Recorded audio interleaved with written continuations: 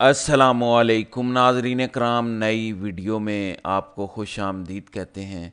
پچھلے 24 گھنٹے پاکستان کے سیاسی اور عدالتی منظرنامے پر بڑے تہلکہ خیز تھے۔ سپریم کورٹ میں حیران کن تبدیلی آ چکی ہے۔ 2-3 دن پہلے جو کسی نے سوچا بھی نہیں تھا سپریم کورٹ میں، وہ ہو گیا ہے۔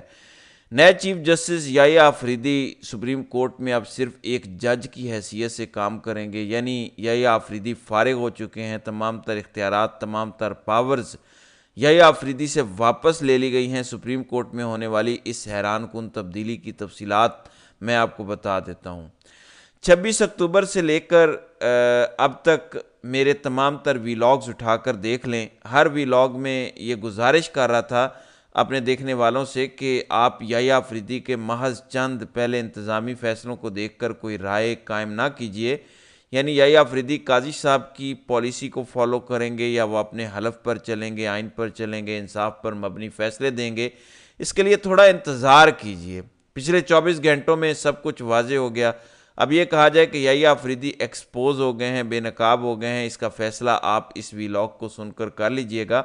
دیکھیں، کل سپریم جوڈیشل کونسل کا جو پہلا اجلاس ہوا، جس میں امین الدین خان کو آئینی بینچ کا سربراہ بنایا گیا۔ امین الدین خان کے ساتھ 6 اور سپریم کورٹ کے ججز ہیں جو اس آئینی بینچ کا حصہ ہوں گے۔ اس کو ہیڈ امین الدین خان کریں گے، یعنی حکومت سے ریلیٹڈ سیاسی معاملات، کوئی بھی آئینی معاملات ہوں گے تو امین الدین خان کی سربراہی میں بننے والا یہ آئینی بینچ اس کی سماعت کرے گا۔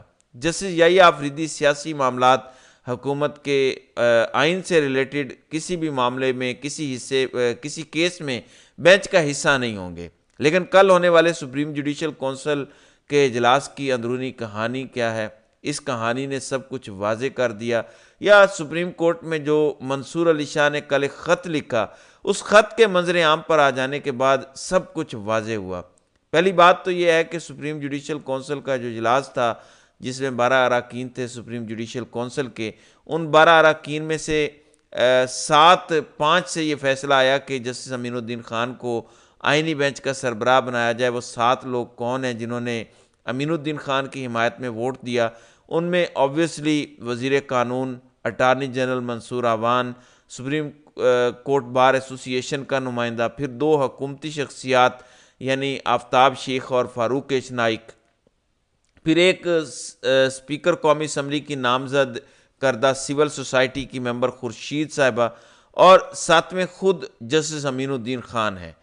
اب جن لوگوں نے امین الدین خان کو آئینی بینچ کا سربراہ بنانے کی مخالفت کی، ان میں منصور علی شاہ، منیب اختر، پی ٹی آئی کے 2 رہنما شبلی فراز اور عمر ایوب، اور 5ویں خود جسٹس یحییٰ آفریدی ہیں۔ اب آپ لوگوں کے ذہن میں یہ سن کر ضرور آیا ہوگا کہ اگر یحییٰ آفریدی نے امین الدین خان کے نام پر اعتراض کیا، اگر وہ انہیں بینچ کا سربراہ نہیں بنانا چاہتے تھے، تو میں نے یہ کیوں کہا کہ یحییٰ آفریدی ایکسپوز ہوئے ہیں؟ میں یہ کیوں کہہ رہا ہوں کہ یحییٰ آفریدی سپریم کورٹ میں اب صرف ایک جج کی حیثیت سے کام کریں گے؟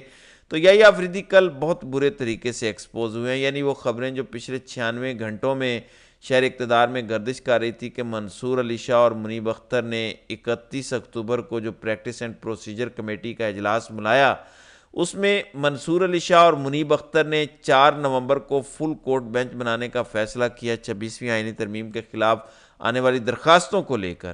ان تمام تر فیصلوں پر عمل درآمد کیوں نہیں ہوا؟ اس بینچ کا روسٹر کیوں جاری نہیں ہوا؟ اب یہ جو کل جوڈیشل کونسل کا اجلاس تھا، اس میں کہا جاتا ہے کہ اس کے آغاز میں ہی عمر ایوب نے ایک ٹیکنیکل پوائنٹ اٹھایا کہ چونکہ 26ویں آئینی ترمیم میں یہ کہا گیا کہ سپریم جوڈیشل کونسل کے 13 اراکین ہوں گے، ابھی اس ٹائم سپریم جوڈیشل کونسل میں 12 اراکین ہیں، تو ٹیکنیکلی یہ اجلاس غیر آئینی ہے۔ اس اجلاس کے پاس وہ اختیار نہیں ہے جو 26ویں آئینی ترمیم میں اس سپریم جوڈیشل کونسل کو دیا گیا۔ جب تک کورم پورا نہ ہو تب تک ہم اس اجلاس کو نہیں بلا سکتے یا کوئی فیصلہ نہیں کر سکتے۔ ٹیکنیکلی بتایا گیا کہ عمر ایوب کا یہ جو پوائنٹ تھا، اس پر بھی فیصلہ 9-3 کا ہوا۔ اب 3 کون سے لوگ تھے؟ 3 میں ایک سپریم کورٹ کے جج بھی شامل ہیں۔ وہ کیسے؟ میں آپ کو بتا دیتا ہوں۔ مثال کے طور پر 2 تو وہ ہوں گے، یعنی شبلی فراز اور عمر ایوب، جنہوں نے یہ نقطہ اٹھایا کہ یہ کورم پورا نہیں ہے، سپریم جوڈیشل کونسل کا اجلاس غیر آئینی، غیر قانونی ہے۔ 7 وہ لوگ نکال دیں جنہوں نے امین الدین خان کو آئینی بینچ کا سربراہ بنایا، یعنی 6 حکومت کے، ایک جسٹس امین الدین خان خود، وہ تو کسی صورت اس اجلاس کو غیر آئینی نہیں کہیں گے۔ یحییٰ آفریدی نے بھی اس اجلاس کو غیر آئینی نہیں کہا، کیونکہ خود چیف جسٹس نے اس اجلاس کا نوٹیفیکیشن جاری کیا تھا۔ ان کو پتا تھا کہ 12 اراکین پر مشتمل یہ سپریم جوڈیشل کونسل کا اجلاس ہونے جا رہا ہے۔ سو یحییٰ آفریدی نے بھی عمر ایوب کی مخالفت کی۔ انٹرسٹنگلی منصور علی شاہ نے اس معاملے میں عمر ایوب کا ساتھ دیا کہ یہ جو سپریم جوڈیشل کونسل کا اجلاس بلایا گیا یہ غیر آئینی غیر قانونی ہے، کیونکہ اس کا کورم پورا نہیں ہے۔ اگر سپریم جوڈیشل کونسل کے ممبران 13 ہو جائیں پھر اس اجلاس کو بلایا جا سکتا ہے اور آئینی بینچ کا سربراہ مقرر کیا جا سکتا ہے، لیکن یحییٰ آفریدی نے عمر ایوب کی اس درخواست کو نہیں سنا اور یہ اجلاس ہوا اور انہوں نے امین الدین خان کو آئینی بینچ کا سربراہ بنا دیا۔ اب ٹیکنیکلی یحییٰ آفریدی سپریم کورٹ میں صرف طلاق کے مقدمات، قتل کے مقدمات، بجلی کے بلوں کے مقدمات یعنی اس نوعیت کے کیسز سنیں گے۔ یا چیف جسٹس کا عہدہ اب صرف ایک سیریمونیل عہدہ ہوگا، جس طرح صدر مملکت کا ہے یا چاروں صوبوں کے گورنر صاحبان کا ہے، اسی طرح یحییٰ آفریدی کے پاس نہ تو اختیار ہے کہ وہ کوئی سوموٹو لے سکیں، نہ پریکٹس اینڈ پروسیجر کمیٹی کے پاس اختیار ہے، نہ ہی یہ کوئی اختیار ہے کہ حکومت کے خلاف کسی کیس میں بینچ کا حصہ ہو سکیں۔ وہ جو معمولی کیسز ہوتے ہیں صرف وہ کیسز اب یحییٰ آفریدی سپریم کورٹ میں سنیں گے۔ میں نے یہ شروع میں کیوں بات کی، اب آپ خود فیصلہ کر لیجئے کہ یحییٰ آفریدی ایکسپوز ہو گئے ہیں، یحییٰ آفریدی بے نقاب ہو گئے ہیں۔ پہلے ایک ہفتے کے دوران یحییٰ آفریدی کے حوالے سے جو ایک پرسیپشن قائم ہوا تھا ان کے چند انتظامی فیصلوں کو دیکھنے کے بعد، کیا اب وہ تمام تر پرسیپشن فارغ ہو گیا ہے؟ کیونکہ کل جو سپریم جوڈیشل کونسل کا اجلاس ہوا جس میں ابھی تک کی اطلاعات کے مطابق 7-5 کا فیصلہ آیا، 7 لوگ تو وہ ہیں جن میں 6 حکومتی لوگ اور امین الدین خان نے خود کو ووٹ دیا۔ اب یہ بھی دیکھیں کہ پاکستان کی عدالتی تاریخ میں کتنا بڑا بلنڈر ہے کہ ایک شخص کو آپ آئینی بینچ کا سربراہ بنا رہے ہیں، آئینی بینچ اس کے حوالے کر رہے ہیں اور وہ خود اپنے آپ کو ووٹ دے رہا ہے۔ ہونا تو یہ چاہیے کہ اس شخص پر یہ لاگو کیا جاتا کہ وہ اپنے آپ کو ووٹ نہیں دے سکتا، لیکن یحییٰ آفریدی نے اس پر بھی کوئی سوال نہیں اٹھایا۔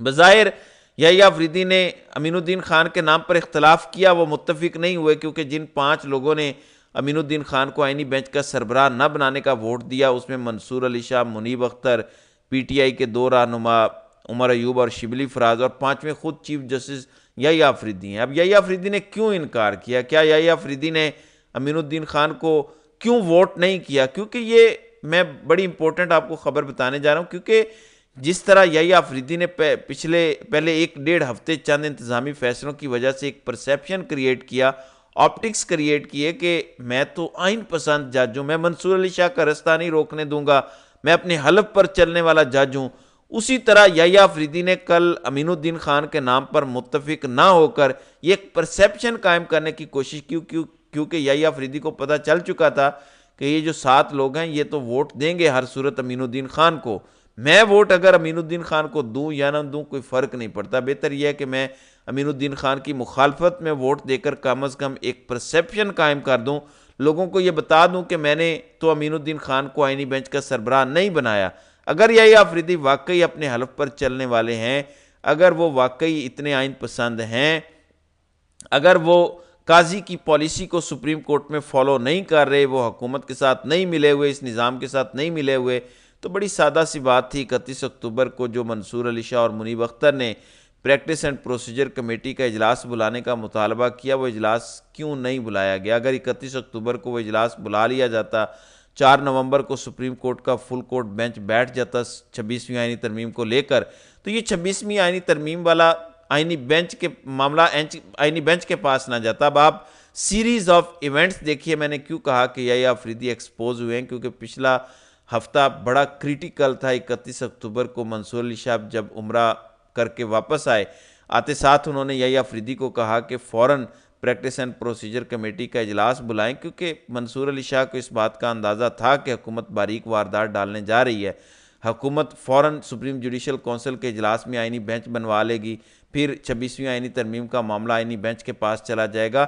اب آپ مفادات کا ٹکراؤ دیکھیں کہ جو آئینی بینچ 2 نمبر طریقے سے بنا امین الدین خان کی سربراہی میں، وہی اب یہ کیس سنے گا کہ 26ویں آئینی ترمیم درست تھی یا غلط تھی، یعنی جس ترمیم کی وجہ سے یہ آئینی بینچ تشکیل پایا وہی آئینی بینچ اب 26ویں آئینی ترمیم کے حق میں یا خلاف فیصلہ دے گا۔ تو امین الدین خان نے اسی لیے منصور علی شاہ نے اسی لیے 4 نومبر کو فل کورٹ بینچ بلانے کا فیصلہ کیا تھا، کیونکہ قانون ان کو اختیار دیتا ہے۔ سپریم کورٹ کے اس time practice and procedure committee کے رکن منصور علی شاہ اور منیب اختر تھے، اور اپنا قانونی اختیار استعمال کر کے 2 رکنی بینچ نے یہ فیصلہ کیا کہ 4 نومبر کو سپریم کورٹ کا فل کورٹ بینچ بٹھایا جائے اور 26ویں آئینی ترمیم پر درخواستیں جو ہیں انہیں سپریم کورٹ ٹیک اپ کرے۔ اب سوال یہ ہے کہ کس نے وہ فل کورٹ بینچ نہیں بننے دیا؟ سوال یہ ہے کہ سپریم کورٹ میں چیف جسٹس سے زیادہ طاقتور کوئی ہے جس نے سپریم کورٹ کے رجسٹرار کو کہا کہ آپ نے میٹنگ منٹس ویب سائٹ پر جاری نہیں کرنے، روسٹر نہیں نکالنا؟ کون تھا جو پچھلے 3-4 دن میں سپریم کورٹ کے معاملات چلا رہا تھا؟ ظاہر ہے یحییٰ آفریدی تھے۔ اب بے شک انہوں نے امین الدین خان کو ووٹ نہیں دیا، بے وقوف لوگوں کو بنانے کی کوشش کی، لیکن میں آپ کو بتا رہا ہوں کہ یہ ایکسپوز ہو رہے ہیں، یہ محض اس لیے تھا کیونکہ ان کا ووٹ میٹر نہیں کرتا۔